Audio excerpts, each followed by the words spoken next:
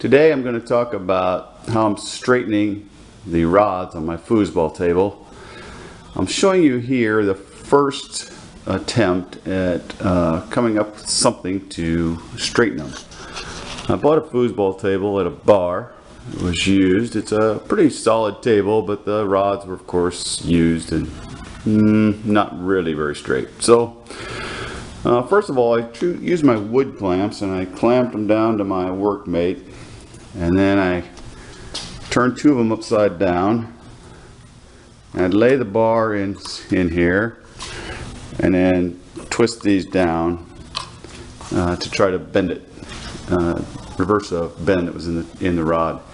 And this just didn't work for me. Now maybe if you have hollow rods or something, it may work for you, but it didn't work for me, so I had to think of a plan B. I just show you this because I thought, well, maybe if somebody has hollow rods, this might work fairly well for them. So I'm going to move on down now to the foosball table and kind of show you the project. So this is the foosball table that I recently purchased, and I've taken it all apart, and the rods that are in here have been through the straightening process. So you can tell they're not perfect, but they're pretty good. I'm pretty happy with them. They turned out pretty straight. You don't notice much wobble at all. So I'm going to show you how I did that.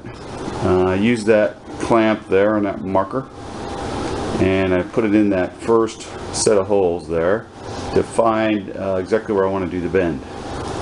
Then I take it over to what I've set up is my jack stands. I have a board between the two to hold the bottom down. I have my hydraulic jack, one of my hydraulic car jacks in between. I've got a couple of boards just to cushion the rod when I put it in. But I'll put the rod in that little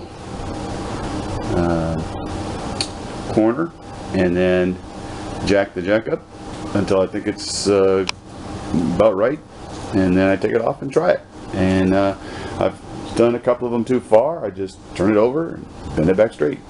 So it turned out pretty good. Anyway, I'm going to now demonstrate how to find the right place to do the bend. So I've inserted the last rod that I need to straighten, and you can see a pretty good wobble in this rod.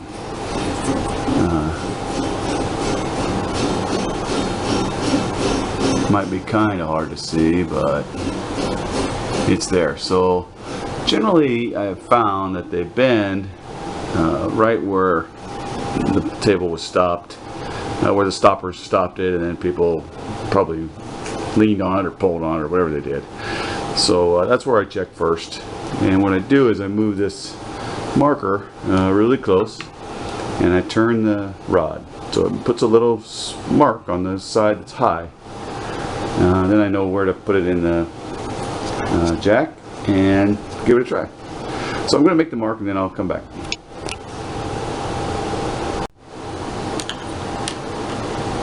So I held the marker really close, and then I turned the rod, and it touched the rod at the high spot. So now I'm going to take this over and put it in the straightening tool I've set up and give it a try. So this demonstrates how the rod is put in the tool, and then I'll try to do this one-handed and just push the jack a little bit, and I can almost kind of feel it where the pressure is right, and then I'll take it out and try it. Alright, I tried it, and actually what I've done is made it worse. So this is not the first time I've gone through this where I gave something a shot, gave one of the rods a shot, and made it worse. So I'll remark it and try it again.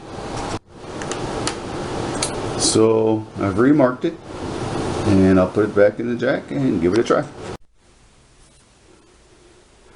So I actually had to do this one 3 or 4 times, but I'm pretty happy with it. It's like I say, it's not perfect, but I can feel that when I spin it, it's going to be fine. When I need to really give it some torque, it's not going to be noticeable. So that's it. Now the black marks I put in there with the marker, I just used some of the wife's nail polish remover and a cotton ball, and it wipes right off. So that's about the